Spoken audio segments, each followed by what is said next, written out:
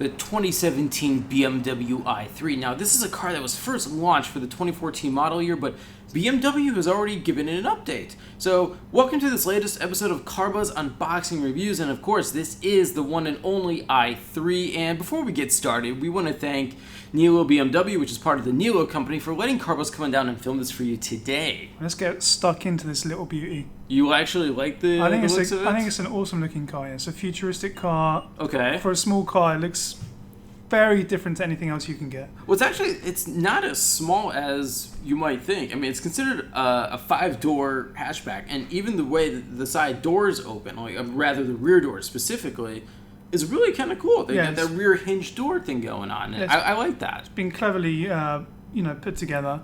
It's very well packaged, yes, and it's got that raised ride height, which is kind of the thing today. Everybody's loving crossovers. So you call it a crossover then? No, not quite. But it kind of looks like one. But what BMW wanted to do was just offer an insane amount of interior space. And I sat in these before, and this is a very spacious vehicle, and it's really comfortable and nice to be in. And look at it from there. It looks very futuristic.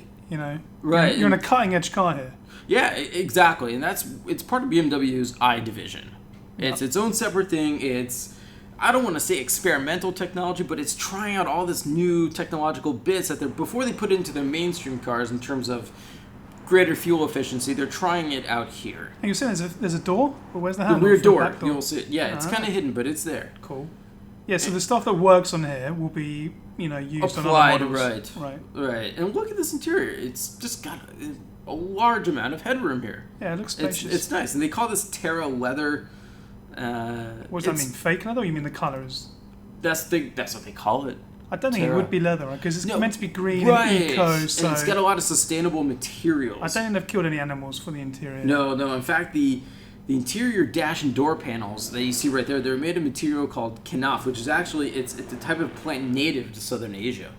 Yeah, it looks like something from a coconut or something. like a furry coating of a coconut. That's what it looks like there. All right. So now, this interior, as you can see, it's like you said, it's really futuristic and simple. Yeah. And that's real wood, all along. Really? Yeah. Oh. But what's cool, it's recycled wood. Love a bit of wood. And I know you love the wood when you saw that Rolls Royce Dawn. That's special wood. This isn't as special, but it looks nice. It fits the car. Right. And the idea that BMW, they kept stressing to me, I spoke to their now former... Yeah, there you go. You see that? Yeah, cool. But I spoke to their now former VP of product for BMW I, Heinrich Wenders, at Geneva earlier this year, actually. And he said that it was really important for all the materials to be in here to be as sustainable as possible. So there's no carbon fiber?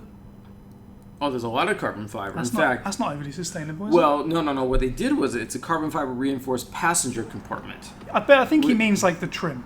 Right, okay, right. Yeah. But the reason why they went with all this carbon fiber advancements, and they actually have a separate factory in Washington State. Hang on, that's cool. That is really cool, yeah. Does that flip down? That'd be nice if it did, actually. No, I think it's stationary. Yeah. All that is stationary. It's very unusual for a dash, isn't it? It almost seems like an IKEA designer came in and designed this dash. Yeah, it's got a bit of Swedish touch to it. It's quite like Germanic looking as... It's not Germanic at all. It's like a regular, say like a BMW 3 Series. Yeah, and I love all that blue trim. That's the colour of the eye, isn't it? Yeah. And the exterior, it's called the Protonic Blue with frozen gray, and that costs extra $700. They charge you for the blue? Yeah, for the exterior paint, it's a bit harsh. Because they know most people are going to go for the blue, so... Well, I don't know. I think it looks good. And look, I don't think $700 is completely unreasonable. This is already not the cheapest car. Familiar, right? BMW's iDrive. Yeah, I've seen this a few times. It's a proven infotainment system. BMW has had it for well over a decade now, and they just keep evolving it. Yeah, it works beautifully. It's working very well. If you'd ever seen the first generation iDrive, which I did when it came out in the 7 Series back in 2001, it was ridiculously confusing. They were all like that, though. Nobody could figure it out worth shit. It was just almost like BMW was like 5 years at least ahead of its time. And this is 10 years later, and you've got more than 10 years later, 15 years later almost, and look at it now. Yeah, I mean, the only thing they can do better than this is now holographics and 3D images. I think that's going to be coming. That's eventually. The next stage. Yeah. I mean, they've mastered the 2D, so now it's time for 3D.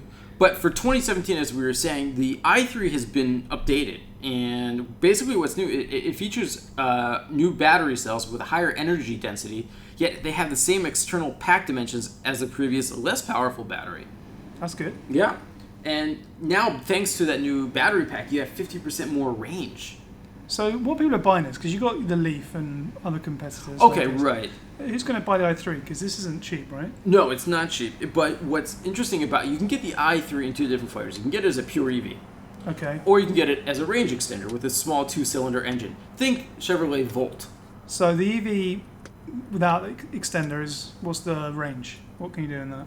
In terms of driving, Yeah. you go well over 100 miles. So do you need the range extender? Well, what's nice about the range extender is that it eliminates range anxiety. Sure. So And that's a huge factor for a lot of people. But what Heinrich Wenders was also telling me is that more than 60% of owners aren't even using the range extender. There you go. They prefer the full EV mode, but those owners are still able to drive this vehicle across country if they choose. They don't have to worry about finding a plug somewhere to plug this in. If they have the range extender. Correct. Yeah, you should probably go for that. I mean, I don't know how much difference it is in price. It depends on what you're... If you're only going to use this in the city. Right, it depends on your Yeah, lifestyle. if you have like a couple of cars. If you need this is as a just city car... You don't need it then. Right. Oh, look at that. 2 sunroofs. Yeah, that's nice, isn't Oh, it? that is really cool. Yeah. And you have to do them together, or you can do them separately? That's a great I'm question. not sure. Probably have to do them together, right? I think so. Well, yeah, because it's one unit up top, you see? It's one piece of glass. Oh, you can just cover your one Right. if you don't want it. Oh, okay. That's an interesting feature. It is, yeah. That it's would be kinda nice clever, if they made them independent. That would be really cool. Yeah, I think so too.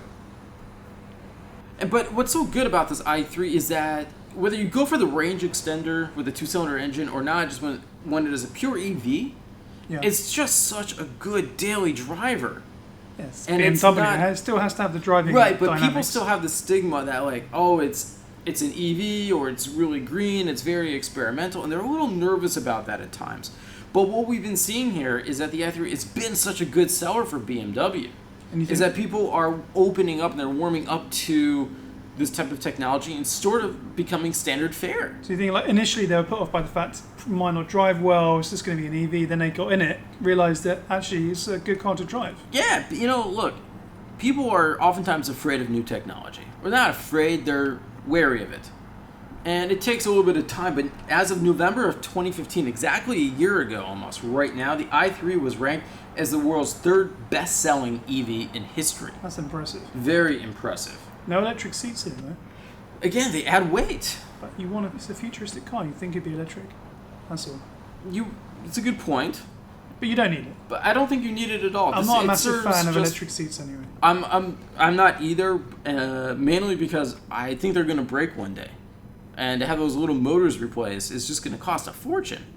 And who's going to want to pay that? Well, for me, it's more like I get in the car, I put the seat where I want it, and then I'm not going to touch it again. Yeah. Pretty I much. understand that, Pretty right. much. So I look at the rear seat. I love those rear hinge doors there. That was such a cool touch. very clever design. And Yeah. you think he hasn't got much space, then he sits and closes the door, and you think, hang on. Yeah, that it's is quite pretty spacious. good, yeah. How they've done that? And he's at least 6 feet tall. Yeah. So and that's a bit of an odd feature having the permanent drinks holder there. Yeah. Normally you can close that away, but whatever.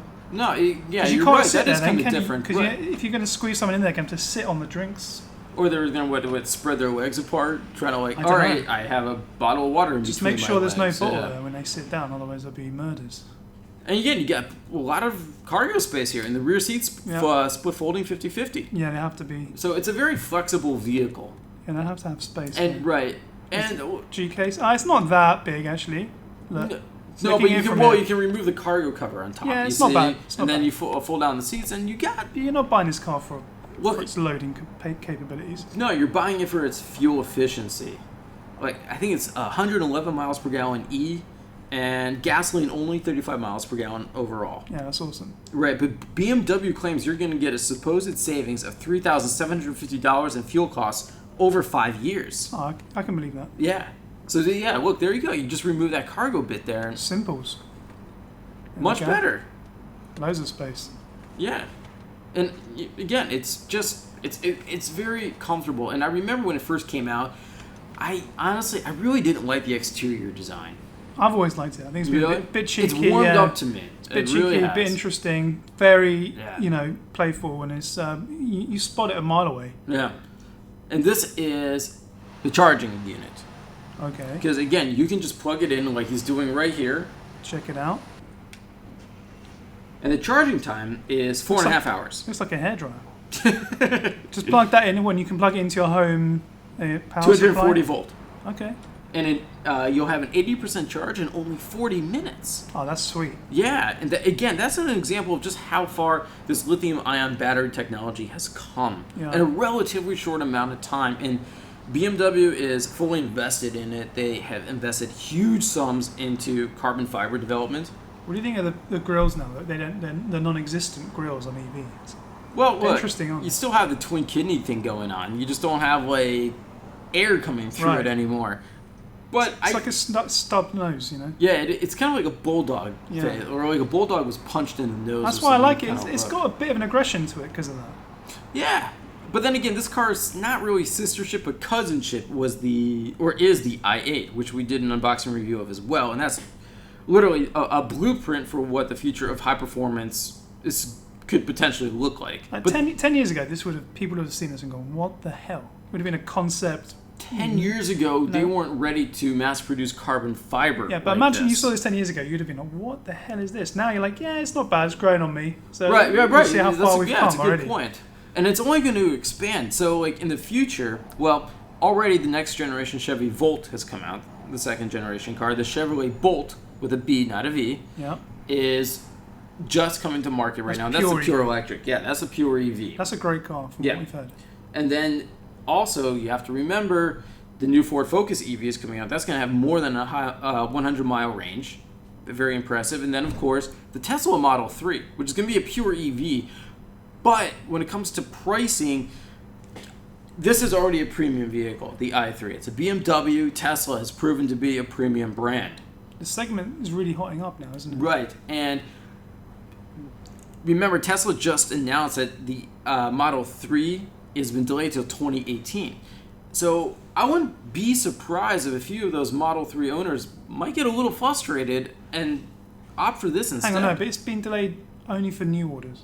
People that ordered Oh, for new orders? Yeah, people Okay. that ordered it are still getting it. But they still haven't been given an exact date yet. Not have exact. they? No, I think it's like end of next year. Okay. But if you want to order a Model 3 now, then Right. you'll have to wait because they can't speed up production. So, right. But then again, this car has a base price of around $47,450. That's a lot of money That's for a a lot of hatch. money, right? And then this one right here, along with the $995 destination fee, $56,395. Now, bear in mind, you're going to get a lot of tax incentives from depending on what state you're in. You have a U.S. federal tax incentive. State of California, I believe it's another like $7,500, which you do get back. So you got to take that money off the price of the car at some point. But it's still not cheap. As opposed to, you can get a brand new Nissan Leaf for around, I think, around the 20 grand mark once you factor in all those tax incentives. Wow. So it's double the price almost. Right. But it's a different type of vehicle, and it's got a lot more advanced and modern technology, thanks mainly to that, the carbon fiber reinforced passenger compartment, and it's got the lightweight aluminum drive module components. And you don't have to tell people you drive a Nissan Leaf. Right. You say, "What's your car?" "I drive a BMW." "Which one?" "The i3." "Ah, yes, that kind of funky, Definitely more future-looking street one." cred, and you got a lot more style with this car. And it looks good, really good with these Sport 20-inch wheels. I mean, you're still getting classic BMW bits here and there to make the car look more aggressive, make it look more sporty, futuristic, and premium. And I think they accomplished it. Yeah, it's a great car. I really love this car. And they're expanding the BMW i model lineup in the near future. Rumor has it the i5 or something. i5 sedan. Yeah, it will probably be based on this. But anyway, we're out of time for today. Any more questions, leave them for us in the comment section below. And thanks for watching, and we'll see you next time. Take it easy.